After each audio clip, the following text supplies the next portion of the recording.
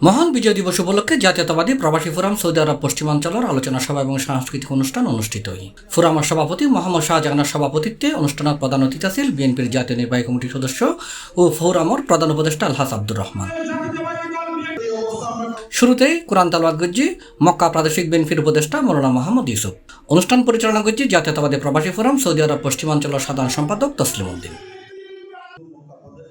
এতে বিশেষ অতিথি হিসেবে উপস্থিত আছেন মক্কা বিএনপির সভাপতি আবুল কালাম আজাদ, মক্কা বিএনপির সাধারণ সম্পাদক ইঞ্জিনিয়ার তাজুল ইসলাম, মক্কা বিএনপির প্রধান উপদেষ্টা নাসির খান চৌধুরী, মক্কা বিএনপির ভারপ্রাপ্ত সিনিয়র সহসভাপতি জাহাঙ্গীর আলম চৌধুরী, মক্কা বিএনপির সহসভাপতি তুতিল হক মৃদা, মক্কা বিএনপির সহসভাপতি নাসির সরকার, মক্কা চট্টগ্রাম জাতীয়তাবাদী ফোরামের সভাপতি রাশেদুল আমিন চৌধুরী, মক্কা যুবদলের সভাপতি সাইদুর রহমান সোহাগ, মক্কা যুবদলের ভারপ্রাপ্ত সাধারণ সম্পাদক আসলাম চৌধুরী, মক্কার মিসফালার সভাপতি এনামুল হক মোল্লা, মক্কা মিসফালার সাধারণ সম্পাদক জাহাঙ্গীর আলম, মক্কা সরাইয়া কমিটির সভাপতি আবুল কাশেম, মক্কা মুসাফি কমিটির সভাপতি আব্দুল্লাল মামুন, মক্কার মুসাফি কমিটির সাধারণ সম্পাদক আব্দুল হামিদ। এছাড়াও আরও উপস্থিত আছেন ছাত্রদলের ইয়াসিন, যুবদলের সাংগঠনিক সম্পাদক শাহাদাত হোসেন, মক্কা চট্টগ্রাম জাতীয়তাবাদী ফোরামের সহসভাপতি আবুল করিম, মক্কা বিএনপি সিনিয়র যুগ্ম সম্পাদক ইবনে ফুরকান সম্রাট।